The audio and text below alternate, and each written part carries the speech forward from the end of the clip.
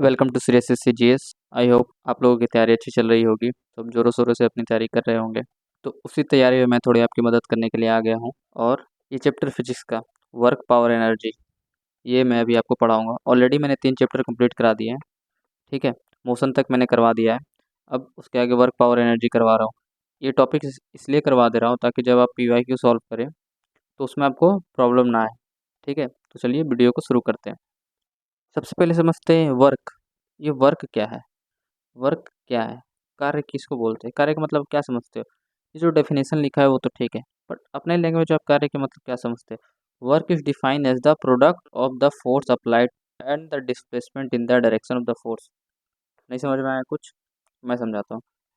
कार्य का मतलब क्या होता है? कार्य का मतलब ये होता है, आप जैसे ये कोई वस्तु है, आप इसमें धक्का मार रहे हो, यानी कि आप कुछ बल लगा रहे हो। ठीक है, तो जब आप बल लगा रहे हो और अगर ये इधर इसमें डिस्प्लेसमेंट हो, ये खिसके, तभी आपने जो बल लगाया और इसमें जो विस्थापन हुआ डिस्प्लेसमेंट, उसके मल्टीपल को ही कार्य बोलते हैं। समझ गए वर्क क्या है?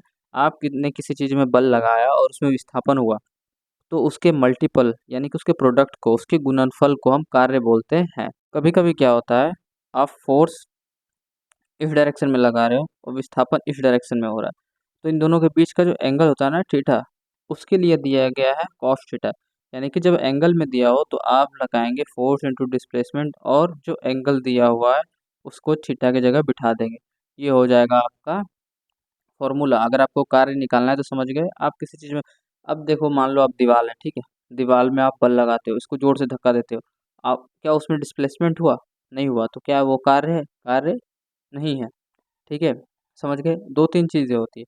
और क्या होता है, जैसे कॉस थीटा है ना, अब इसकी वैल्यू पे डिपेंड करता है। आपको कॉस का मैक्सिमम और मिनिमम वैल्यू पता है?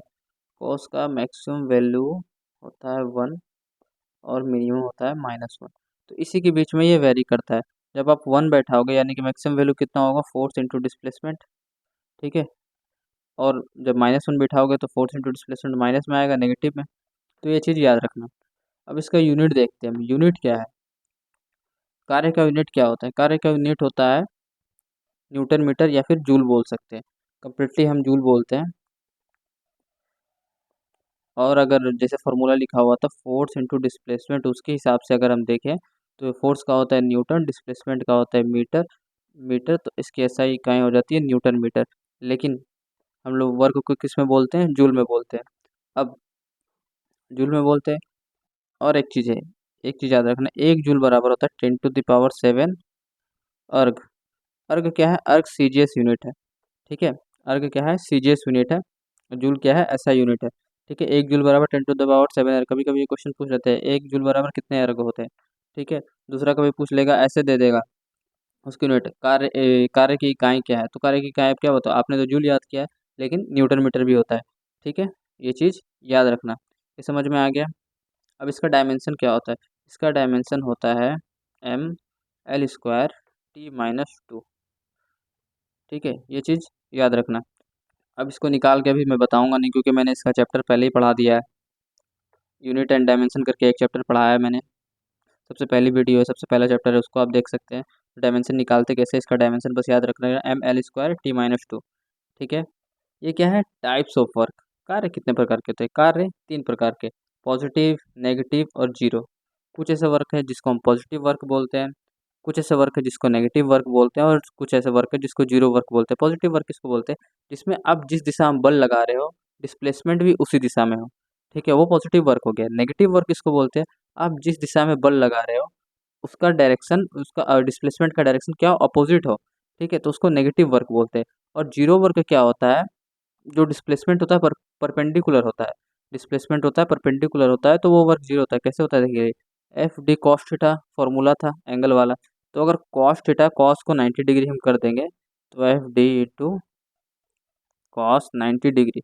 तो कॉस 90 डिग्री का वैल्यू कितना होता है? जीरो। तो ये पूरा टर्म क्या हो गया? जीरो। तो कार्य भी जीरो। समझ में आ गया कैसे जीरो होता है?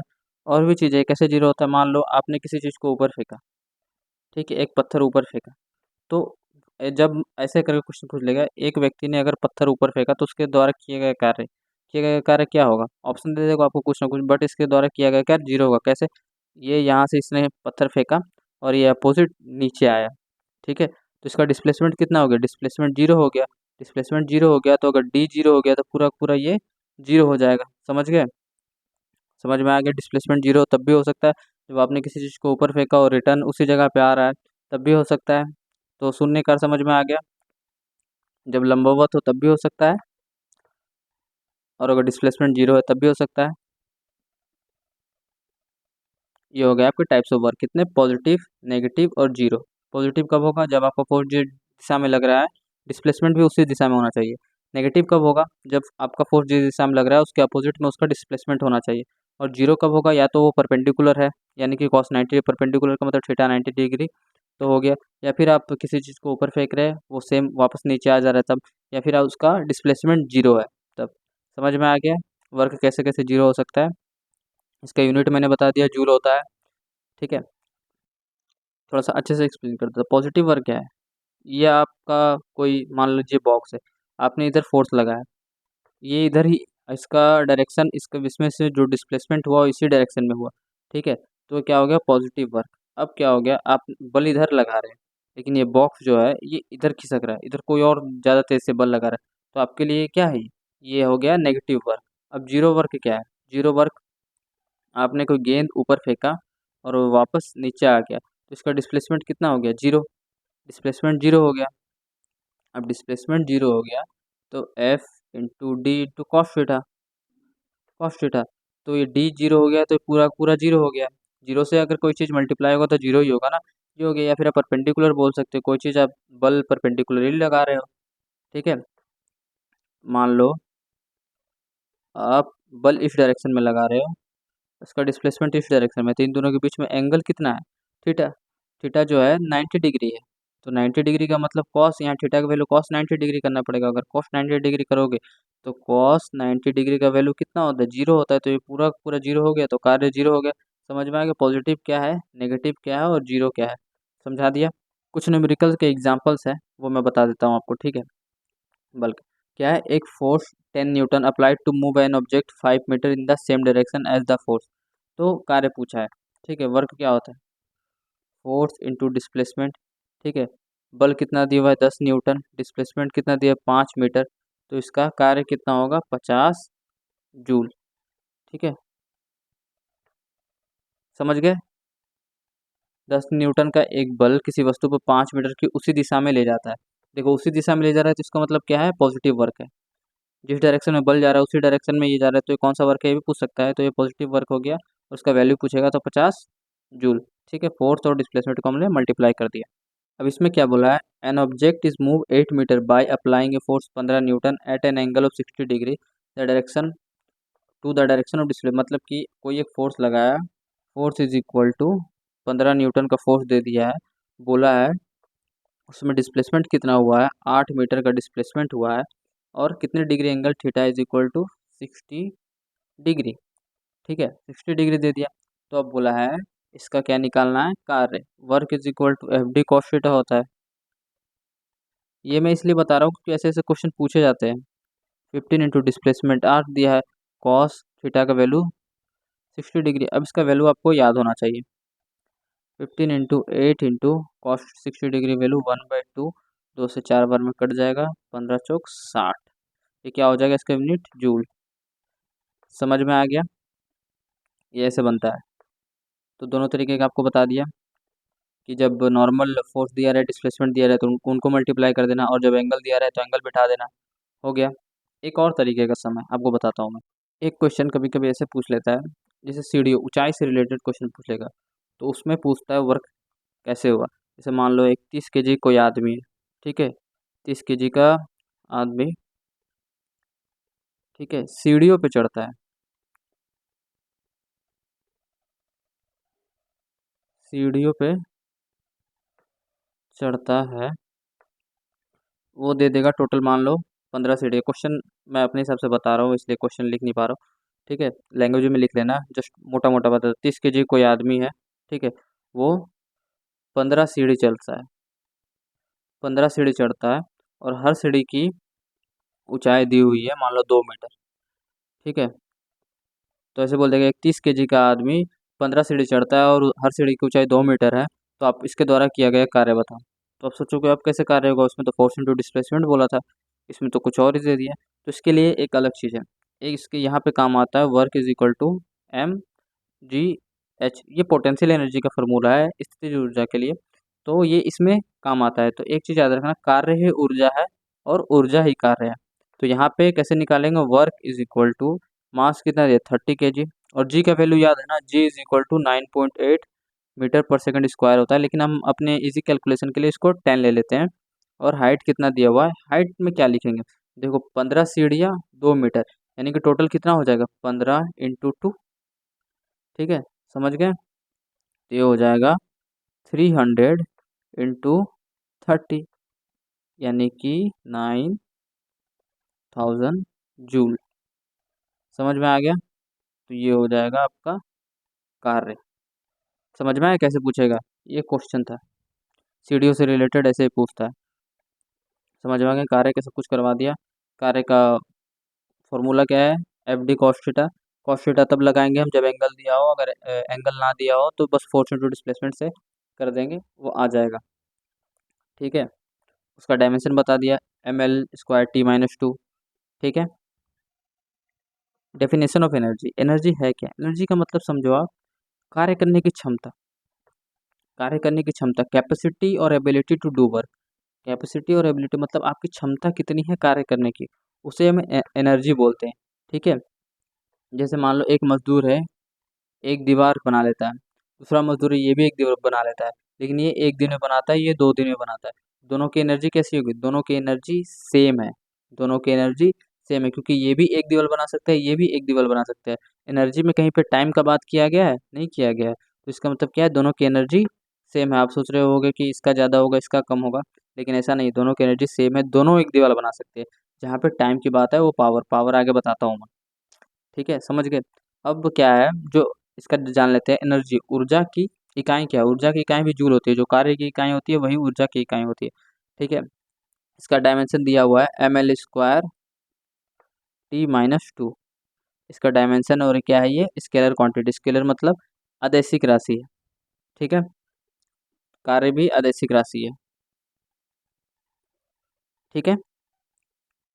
अब एक बार हम ट्रांसफॉर्मेशन ऑफ एनर्जी सीख लेते हैं, ठीक है। बहुत सारे क्वेश्चन पूछते हैं, कोई भी ऑप्शन दे देगा, उसके बाद पूछता है इसने कौन सी एनर्जी किसको किस में ट्रांसफ़र किया। जैसे बल्ब है, बल्ब कौन सी एनर्जी को किस एनर्जी में ट्रांसफ़र करती है, बल्ब करती है इलेक्ट्रिकल एनर्जी को लाइट एनर्जी में। हीटर क्या करती है, हीटर इलेक्ट्रिकल को किस में करती है, उष्मा, या फिर उसको ऊर्जा ही बोल सकते हैं, उष्मा ऊर्जा में, ठीक है। मोटर क्या करता है, मोटर इलेक्ट्रिकल को किस में कन्वर्ट करता है, मैकेनिकल में, यानी कि यांत्रिक। स्पीकर क्या करता है, स्पीकर इलेक्ट्रिकल को साउंड एनर्जी, यानी कि ध्वनि ऊर्जा में।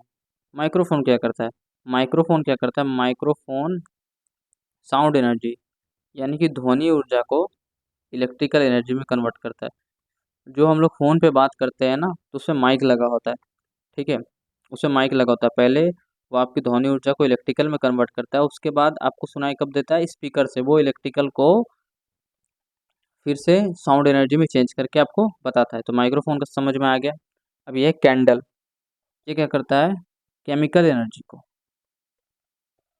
केमिकल को लाइट एनर्जी, प्रकाश ऊर्जा में, ठीक है। मोमबत्ती है, उसमें केमिकल एनर्जी होती है, उसके बाद वो देखते हो जलता है, जलने के बाद वो क्या इमिट करता है, लाइट इमिट करता है। तो समझ में आ गया, बल्ब क्या करता है, इलेक्ट्रिकल को लाइट एनर्जी में चेंज करता है। हीटर भी इलेक्ट्रिकल को उष्मा ऊर्जा में बदलता है, ठीक है। मोटर इलेक्ट्रिकल एनर्जी को मैकेनिकल एनर्जी में बदलता है। जैसे आप मोटर ऑन करते हो तो जो पानी है आपके छत पे और टैंक है उसमें चला जाता है, ठीक है, तो मैकेनिकल एनर्जी में बदल गया। स्पीकर क्या करता है, स्पीकर क्या करता है, इलेक्ट्रिकल को साउंड एनर्जी बदलता है, ठीक है। स्पीकर यही है ना, आपने स्पीकर चलाया तो उसमें गाने बजते हैं तो साउंड सुनाई देता है ना उससे, वो ये माइक्रोफोन क्या है, माइक्रोफोन साउंड एनर्जी को इलेक्ट्रिकल में बदलता है। बता दिया कैसे बदलता है। कैंडल क्या है, केमिकल को लाइट एनर्जी बदल, तो ये सब क्वेश्चंस एग्जाम में आते हैं, इसलिए मैंने ये थोड़े से आपको करवा दिया ताकि आपको ये याद रहे। अब देखते हैं पोटेंशियल एनर्जी क्या है। पोटेंशियल एनर्जी उसको बोलते हैं किसी वस्तु के स्थिति के कारण संग्रहित ऊर्जा, ठीक है। उसका फॉर्मूला क्या होता है, M G H, M G H, इससे मास, इससे ग्रेविटी, इससे हाइट, ठीक है। ये 3 चीज़ याद रखना। पोटेंशियल एनर्जी का फॉर्मूला क्या है? mgh। ठीक है, ये कैसे किस पे डिपेंड करती है? किसी वस्तु की स्थिति के कारण उसमें जैसे कि एक बहुत सारे क्वेश्चंस आते हैं। ये मान लो ये धनुष है, ये तीर है, मतलब ऐसे तीर होगा। तो जब हम इसको खींचते हैं इधर, ये जो है इसको अगर हम ऐसे खींचते हैं तो यहाँ पे कौन सी ऊर्जा स्टोर होती है, ऐसे करके सवाल आता है। तो यहाँ पे है पोटेंशियल एनर्जी, स्थितिज ऊर्जा, यहीं पे स्थितिज ऊर्जा स्टोर होती है। ठीक है, ये पूछ लेता है जो गुलेल होती है, जब हम गुलेल को खींचते हैं तो उसमें कौन सी ऊर्जा होती है? तो वो भी स्थितिज ऊर्जा होती है। समझ गए, उसकी स्थिति कारण। अब मान लो एक पत्थर को ले जाके हम कुतुब मीनार पे रख देते हैं, तो उसमें कौन सी ऊर्जा है? तो उसमें है स्थितिज ऊर्जा। ठीक है, समझ गए। तो उसकी स्थिति के कारण जो चीज़ें आ रही है उसको बोलते हैं स्थितिज ऊर्जा, पोटेंशियल एनर्जी। समझ में आ गया? इसका यूनिट भी, एनर्जी का यूनिट वही है, जूल। इसके कुछ न्यूमेरिकल एग्जांपल है, आपको बताता हूँ। जैसे 2 किलोग्राम भार वाली वस्तु को 3 मीटर ऊंचाई तक उठाया जाता है, तो पोटेंशियल एनर्जी बताया। पोटेंशियल एनर्जी का फॉर्मूला बताया आपको, mgh। मास कितना दिया हुआ है? 2 kg। जी का वैल्यू हम 10 ले लेंगे। हाइट कितना, कितने मीटर ऊंचाई तक लेंगे? 3 मीटर। तो क्या हो गया, ये देख लीजिए, आप इसको मल्टीप्लाई कर दीजिए, ये हो जाएगा 60। 60 क्या? जूल। समझ में आ गया कैसे पोटेंशियल एनर्जी निकालना है? चलिए, अब याद है ना, कार्य में इसी के फॉर्मूले से हमने निकाला था वो सीढ़ी वाला। ठीक है, तो इसे भी याद रखना है, सब क्वेश्चन पूछते हैं। अब चलते हैं गतिज ऊर्जा। गतिज ऊर्जा किसको बोलती है? गतिज ऊर्जा उसको बोलते हैं जिस वस्तु में ऊर्जा उसके गति के कारण उत्पन्न हो। गति के कारण किसी वस्तु में निहित ऊर्जा को हम गतिज ऊर्जा बोलते हैं। इसका फॉर्मूला क्या होता है? Kinetic energy is equal to 1/2 mv²। m का मतलब मास, v का मतलब उसकी वेलोसिटी। समझ में आएगा? उसकी वेलोसिटी के कारण उसमें जो ऊर्जा उत्पन्न हो रही है उसको बोलते हैं गतिज ऊर्जा और काइनेटिक एनर्जी। ठीक है, समझ गए? चलिए इसका कुछ ये सॉल्व करते हैं, न्यूमेरिकल्स पता चल जाएगा आपको।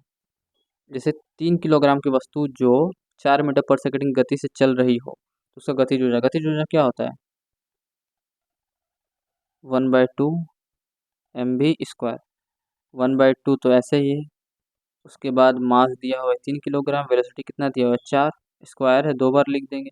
ठीक है, 2 से 2 बार में कट गया, तो ये बचा क्या? 24 जूल। ये आ गया आपका आंसर। समझ गए काइनेटिक एनर्जी कैसे निकलेगा? बस यही है, और ज़्यादा कुछ है नहीं। थोड़े थोड़े अगर क्वेश्चन घुमाया भी तो उसको जब पीवाईक्यू कराऊंगा तो उस टाइप के भी करवा दूंगा। कम से कम बेसिक तो आपको पता होना चाहिए कि ये आता कैसे, चलता कैसे है। अब आपको यही नहीं पता है काइनेटिक एनर्जी क्या है तो कैसे निकालोगे?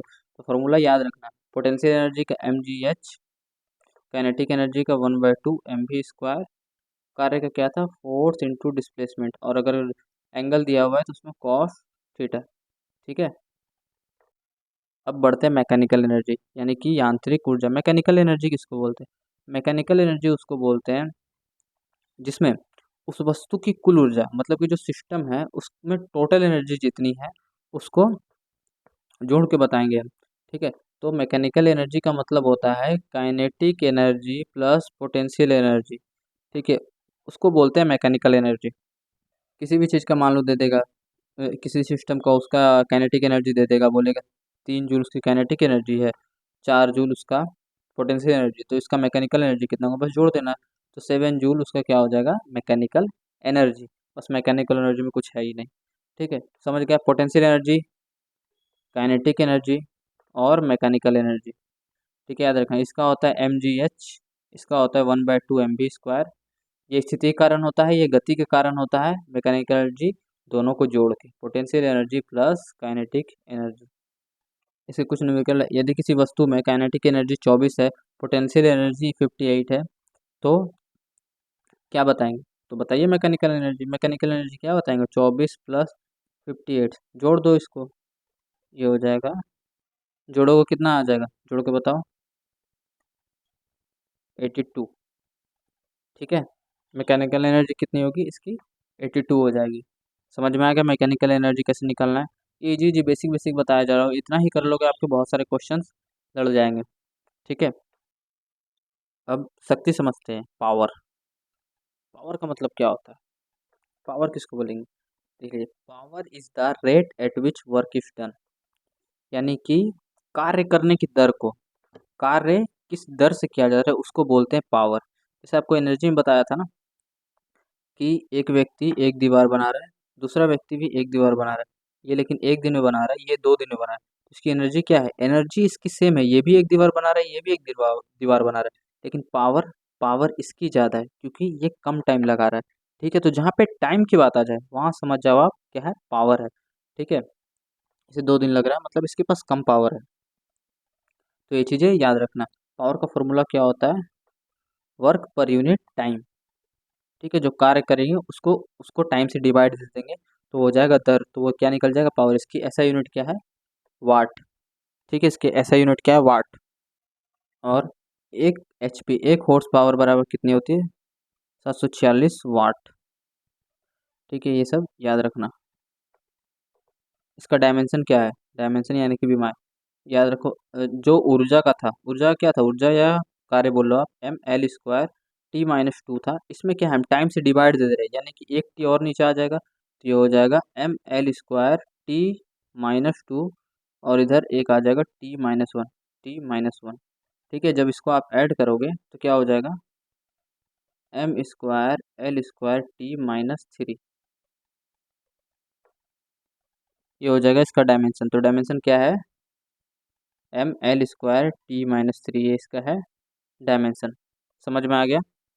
अब न्यूमेरिकल एग्जांपल है, यदि 100 जूल कार्य 5 सेकंड में किया जाए तो पावर बताओ। ठीक है, पावर पावर क्या होता है? कार्य करने की दर।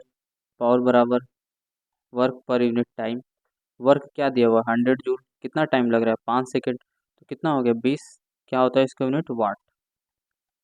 समझ में आ गया? ये बेसिक है, आपको फॉर्मूला याद होना ही चाहिए, तभी आप कुछ कर सकते हो। अब एक और टाइप का क्वेश्चन बताता हूँ। क्वेश्चन क्या है, ध्यान से देखना। ठीक है, ऐसे घुमा के क्वेश्चन पूछता है।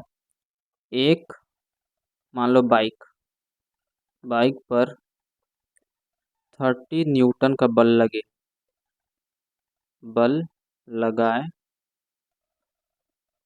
और वह 5 मीटर पर सेकेंड की चाल से चलने लगे